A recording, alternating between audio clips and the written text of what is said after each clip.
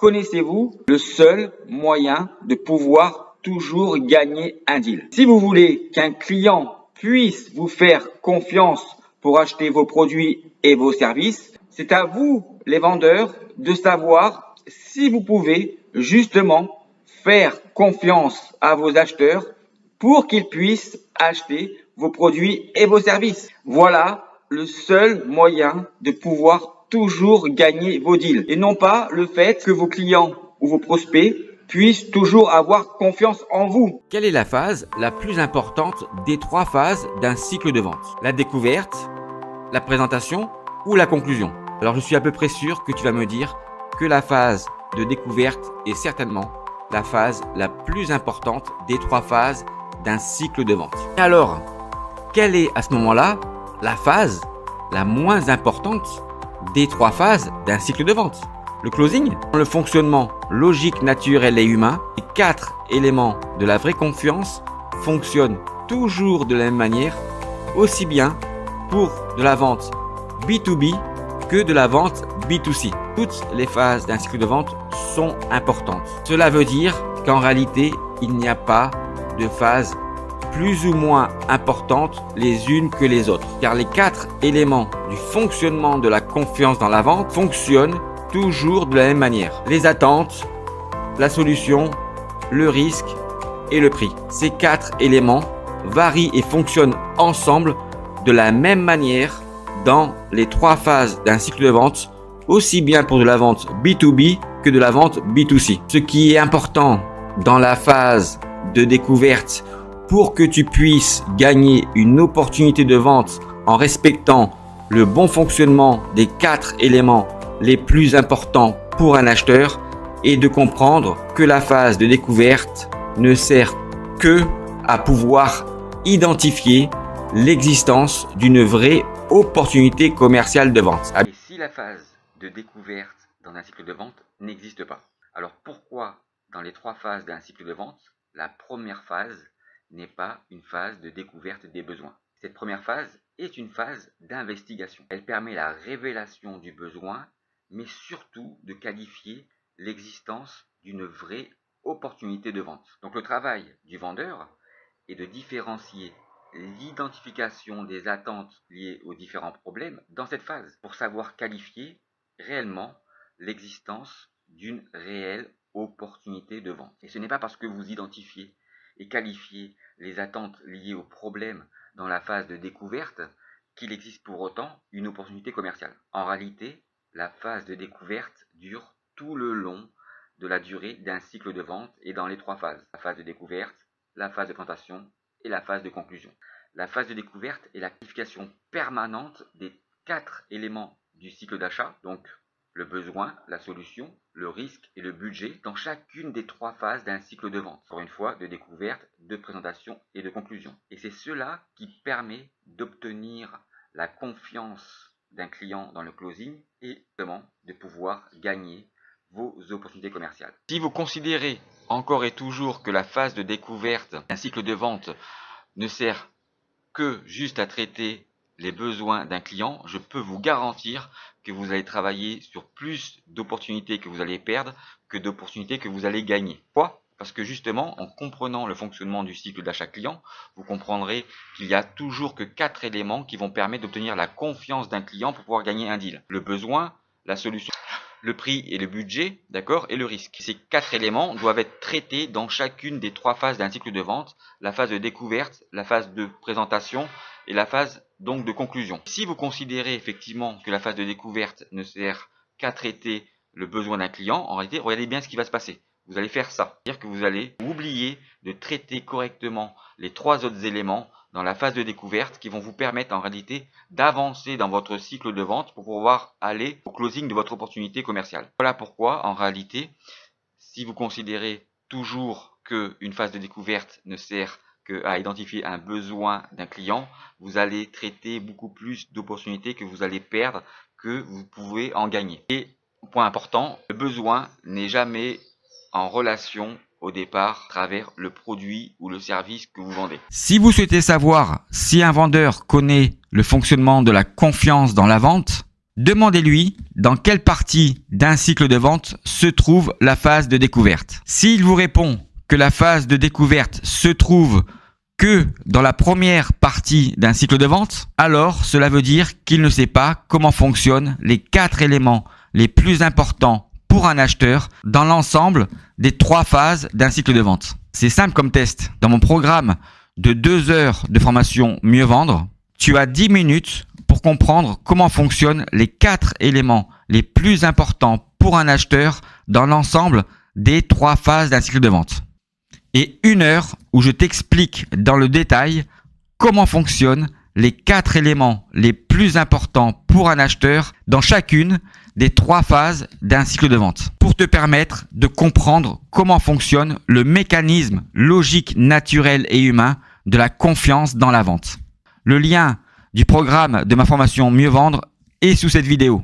À tout de suite. Quelles sont les 2 raisons pour lesquelles il faut arrêter de demander à votre prospect à la fin de votre phase de découverte de lui poser une question qui consiste à dire quelle est la question que vous auriez aimé que je puisse vous poser. Bonjour à tous, j'espère que vous allez bien. Et oui, je vais vous donner les 2 raisons qui font qu'il faut arrêter de demander à votre prospect quelle question auriez-vous aimé que je puisse vous poser durant cet entretien.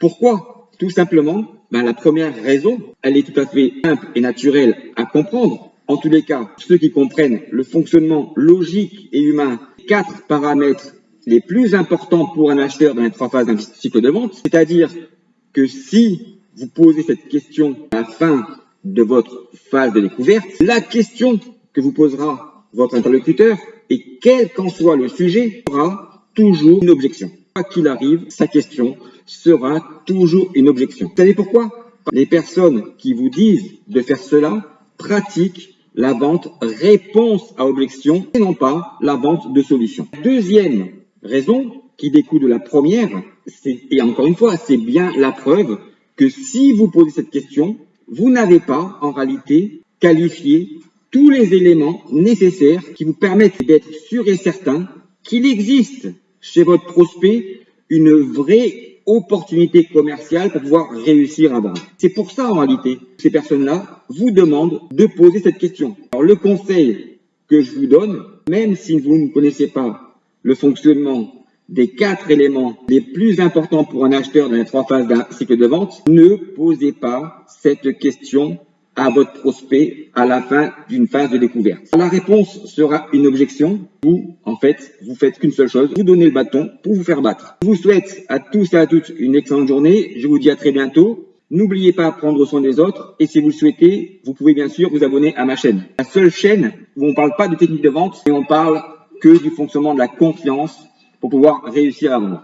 C'est cher, mais c'est cher par rapport à quoi? Alors voilà typiquement le genre de réponse que l'on apprend dans les différentes techniques de vente pour pouvoir répondre à l'objection du prix. C'est cher, mais cher par rapport à quoi? Cette 5e vidéo qui fait partie d'une série de 5 vidéos que je réalise pour vous aider à gagner le plus de deals possible. Et aujourd'hui, on va traiter d'un point important qui est l'évacuation de l'aspect budgétaire à la sortie de la phase de démonstration pour pouvoir rentrer confortablement dans la phase du closing. Alors, effectivement, cette objection, c'est cher et la réponse que l'on amène ou que les commerciaux amènent à travers la compréhension des différentes techniques de vente en disant c'est cher mais par rapport à quoi, et une objection que l'on rencontre souvent et malheureusement trop souvent dans la pratique de la vente réponse à objection. Car malheureusement, on pense, et beaucoup de commerciaux, de consultants, de formateurs pensent que pour pouvoir réussir à vendre, il faut d'abord combattre et répondre à des objections. Mais en réalité, il n'existe que 2 types d'objections. Des objections qui sont fondées, donc là on peut facilement argumenter et répondre correctement à ces objections pour pouvoir obtenir la confiance d'un prospect ou d'un client à la fin pour qu'il puisse vous donner sa confiance pour pouvoir réussir à vendre, ou des objections de type prétexte. Et les prétextes sont malheureusement des objections qui font que Quoi qu'il arrive, un acheteur ne veut pas vous choisir. Quelles que soient les raisons, politiques ou autres, vous avez sûrement pu constater que malheureusement, malgré le fait d'avoir réussi une bonne phase de découverte, une bonne démonstration, vous allez à la fin tomber sur un nombre d'objections qui seront pas des objections fondées pour ne pas vous choisir, mais des prétextes qui font que le prospect ne vous choisira jamais quoi qu'il arrive. Deux notions différentes qu'il faut pouvoir analyser dans l'ensemble d'un cycle de vente pour pouvoir réussir à vendre et donc à obtenir d'abord la confiance d'un prospect. Alors maintenant, revenons au sujet de cette vidéo, qu'il faut évacuer, je dirais, l'aspect budgétaire avant la phase du closing pour pouvoir justement rentrer confortablement dans cette phase du closing pour pouvoir réussir à vendre. Alors quand cette objection arrive, effectivement, donc c'est cher par rapport à quoi? Quand elle arrive, on peut se poser la question, mais pourquoi cette objection arrive? En fait, elle ne devrait pas arriver si le commercial a fait dans la phase de découverte, ce que moi j'appelle la phase d'investigation, une bonne analyse des besoins, des attentes, et notamment de l'adéquation entre le budget du prospect, ses attentes, et la solution ou le produit que vous souhaitez lui vendre. Donc quand cette objection arrive, le vendeur est obligé de se justifier en disant c'est trop cher par rapport à quoi? Il est en fait en train d'avouer qu'il n'a tout simplement pas bien réalisé sa phase de découverte et il doit se justifier par rapport au budget qui n'est pas en relation avec les attentes et le besoin du client. Parce que si effectivement nous sommes dans un acte commercial, ça veut dire qu'à la fin il y aura un échange d'un produit ou d'un service contre de l'argent. Si cette objection arrive, ça veut tout simplement dire que en réalité le vendeur n'a pas bien fait son travail. Mais on est toujours dans la compréhension de la vente et de ces techniques qui est associée, je dirais, à une philosophie malheureusement, je dirais pas malheureusement, ces techniques fonctionnent, mais une philosophie des années 70 où on pense que pour pouvoir réussir à vendre, il faut pouvoir combattre en permanence des objections. Les objections existent, elles sont là, pas pour être combattues en permanence par le vendeur, mais justement pour pouvoir être évité si on fait une démarche commerciale, je dirais, assez bonne et assez honnête pour pouvoir être comprise par l'acheteur pour qu'il puisse vous accorder sa confiance. C'est la thématique que je défends dans la compréhension du fonctionnement du cycle d'achat client. Il faut sortir des idées reçues pour pouvoir réussir à vendre, il va falloir faire de la vente réponse à objection. Ça va dépendre de la mentalité que les commerciaux peuvent avoir dans la compréhension de la vente et dans l'utilisation des techniques de vente, car la vente reste la vente. Le fonctionnement du cycle d'achat client fonctionne toujours de la même manière, que ce soit de la vente B2B, de la vente B2C, de la vente simple ou complexe. La vente n'est pas complexe. Ce qui est complexe, c'est l'humain. C'est la relation entre le vendeur et l'acheteur. C'est ça qui est complexe. Mais le mécanisme d'obtention de la confiance pour pouvoir réussir à vendre, lui, il est simple à comprendre. Après, c'est l'exécution qui peut être parfois très dérangeante par rapport à la compréhension que la majorité des vendeurs, des coachs, etc., des managers ont de la vente. Et vous voyez, comme moi, sur LinkedIn, où effectivement, la majorité des gens pensent que pour pouvoir réussir à vendre, il faut faire de la vente réponse à objection. Donc maintenant, il serait temps peut-être d'arrêter avec cela et de comprendre que la vente, c'est pas ça. La vente, c'est un mécanisme naturel qui existe dans les trois phases d'un cycle de vente à travers les quatre éléments et du fonctionnement du cycle d'achat client. Ces quatre éléments vont varier en termes d'intensité pour l'acheteur dans les trois phases d'un cycle de vente. Ces quatre éléments sont effectivement le budget et le prix de vente, donc le budget potentiel et le prix de vente à la fin de la phase de closing. L'analyse des besoins va correspondre à la solution que vous amenez et le risque qui est en train de prendre un prospect pour pouvoir vous accorder sa confiance. C'est simplement ces quatre éléments qui vont évoluer pour l'acheteur dans les trois phases. Le vendeur doit répondre d'une manière positive à ces quatre éléments en fonction des priorités et de l'intensité que l'acheteur peut exprimer dans chacune de ces trois phases. Et donc pourquoi il faut falloir évacuer, je dirais, cet aspect encore une fois budgétaire avant de rentrer dans la phase de closing? Tout simplement pour vous assurer que la solution que vous amenez en termes de réponse fonctionnelle et technique par rapport aux attentes et aux besoins du client est la bonne. Et donc il y a une question toute simple que vous pouvez poser, entre guillemets. Bon, après je vous laisse à vous la manière de l'interpréter ou de la poser, et de dire tout simplement à votre prospect: monsieur le prospect, on est bien d'accord que indépendamment de l'aspect budgétaire, que la réponse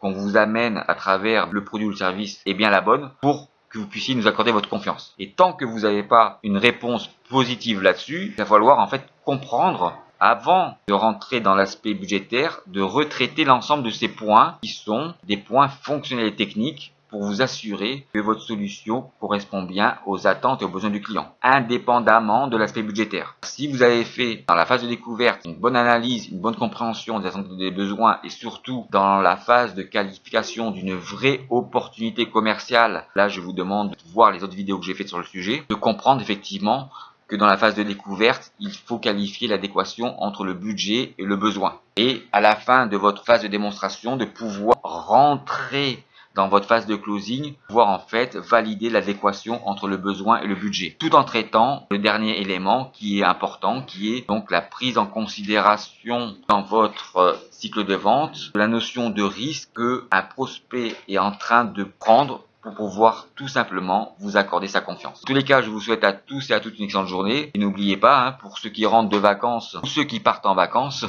de pouvoir lire mon livre sur cette compréhension-là du fonctionnement du cycle d'achat client pour, je l'espère, faire gagner le plus de deals possible. Encore un jour de chance pour vous. Cette vidéo va traiter du deuxième sujet, donc des 5 conseils que je peux vous donner pour vous aider à gagner le plus de deals possible dans la phase de découverte d'un cycle de vente, de pouvoir et de savoir valider tout de suite l'adéquation entre le besoin d'un prospect et son budget. Alors je sais que cet élément m'a valu beaucoup de remarques lorsque je défends cette vision-là, de pouvoir en fait traiter le plus tôt possible dans un cycle de vente l'adéquation entre le besoin du client, la solution, le produit que vous proposez et son budget. Et donc cette vidéo effectivement fait partie donc des 5 conseils que je peux vous donner pour vous aider à gagner le plus de deals.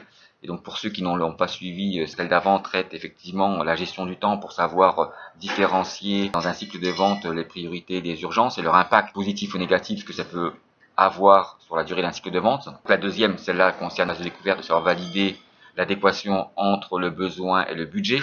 On parle de vente, donc on parle pas de troc. Et c'est ça en fait la différence qu'il y a entre le troc et la vente, puisque le mécanisme de l'obtention de la confiance est le même dans les deux cas, sauf que dans la vente, il y a l'aspect budgétaire et l'aspect financier qui rentrent en jeu. Et l'argent ne représente pas la même valeur pour tout le monde. La troisième vidéo va traiter donc dans la phase d'investigation de découverte, de savoir à la fin de cette issue qualifier une vraie opportunité. Comment on peut qualifier une vraie opportunité pour pouvoir continuer dans votre cycle de vente. La quatrième vidéo va traiter donc de ne chercher pas à montrer plus de fonctionnalités dans vos présentations dans la phase de démonstration que nécessaire. Ça sert à rien. Et donc la cinquième vidéo va traiter à la sortie phase de démonstration et avant de rentrer dans le closing, de pouvoir évacuer l'aspect budgétaire pour pouvoir rentrer et aller dans le closing pour gagner votre opportunité. Alors maintenant, on revient au sujet de cette vidéo. Pourquoi il faut valider l'adéquation entre le besoin, les attentes, votre solution, vos produits et le budget du client? Parce que justement,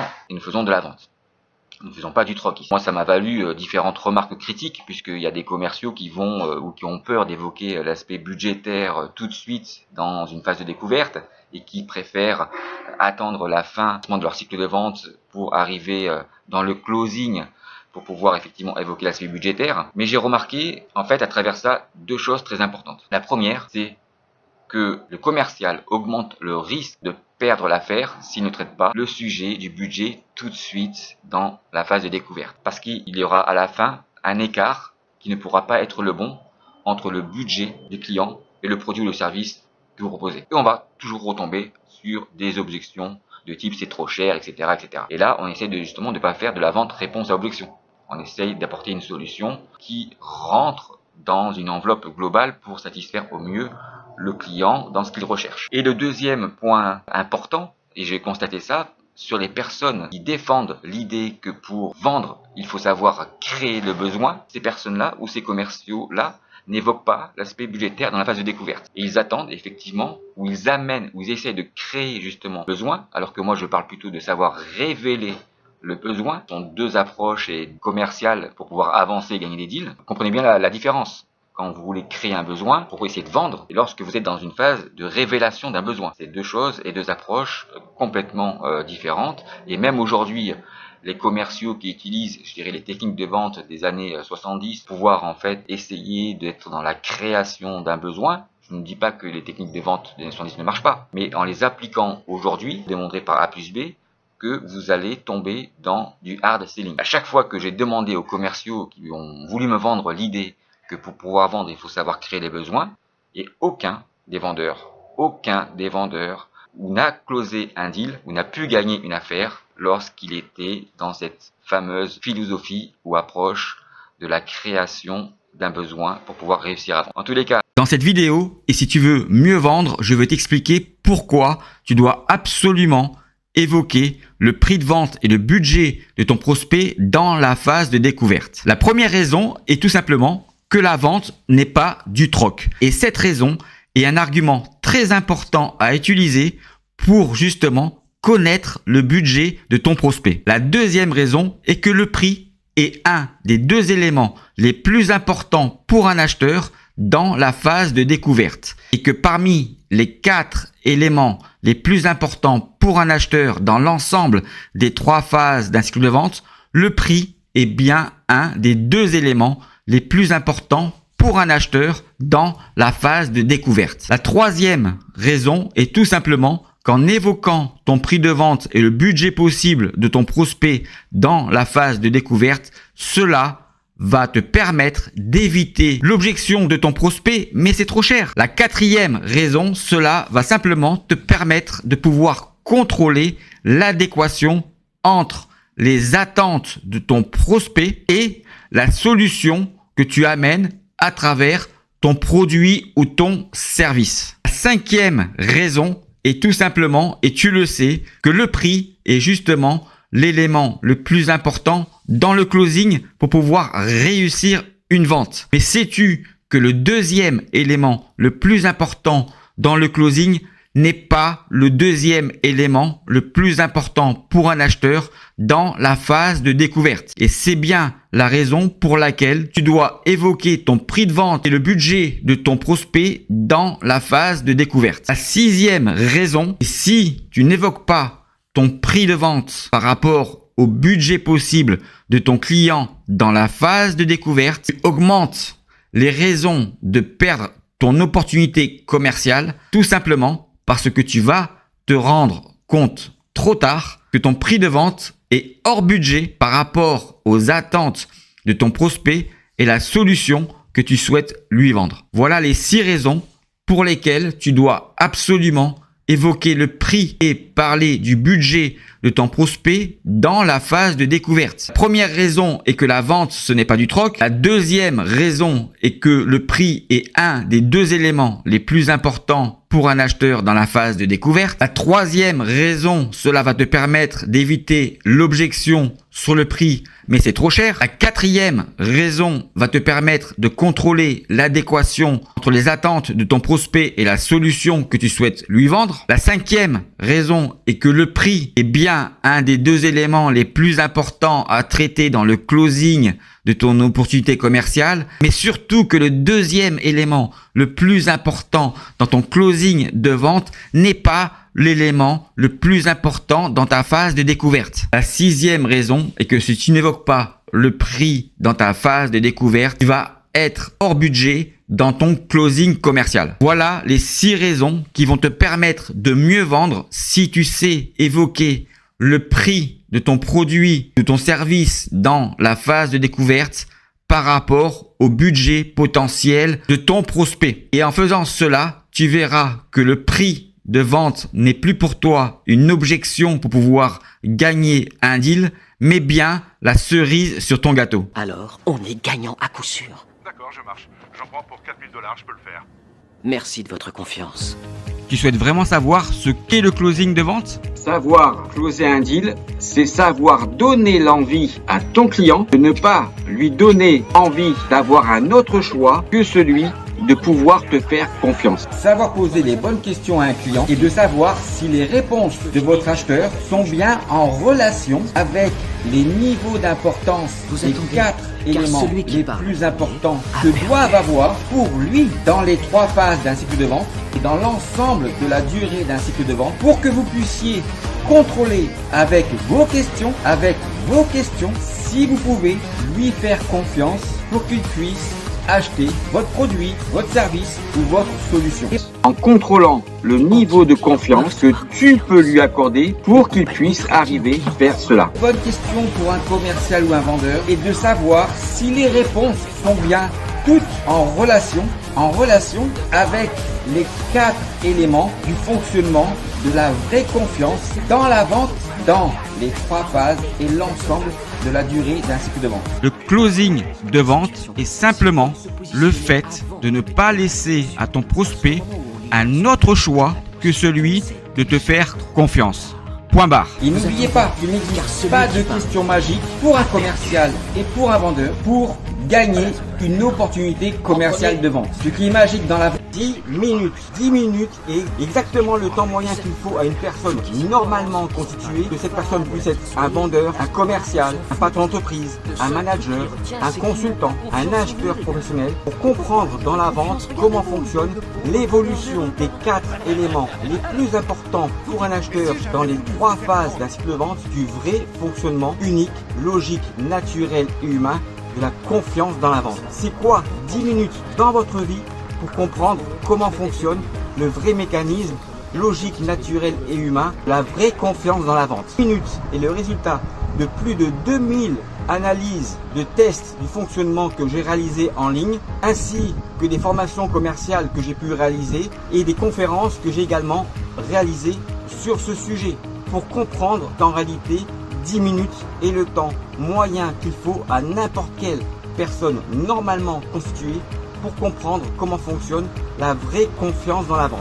Et ces 10 minutes sont exactement ce que vous retrouverez au milieu de ma formation Mieux vendre de 2 heures dans laquelle vous pourrez réaliser, comprendre pour intégrer dans votre cerveau le bon fonctionnement logique, naturel et humain des 4 paramètres les plus importants de la vraie confiance dans la vente. Alors c'est quoi 10 minutes dans votre vie par rapport à l'ensemble du temps que vous gaspillez en utilisant la défiance commerciale pour pouvoir mentir, tricher et manipuler vos clients pour essayer de ne pas perdre vos opportunités commerciales? Et c'est quoi en réalité 10 minutes de votre vie et de votre temps par rapport à toutes les opportunités commerciales que vous avez perdues parce que vous ne savez pas comment fonctionne à travers l'apprentissage de différentes techniques de vente, comment fonctionne l'évolution des 4 paramètres les plus importants pour un acheteur du fonctionnement de la vraie confiance dans la vente dans les 3 phases et sur la durée totale de vos cycles de vente. C'est maintenant qu'il faut se décider.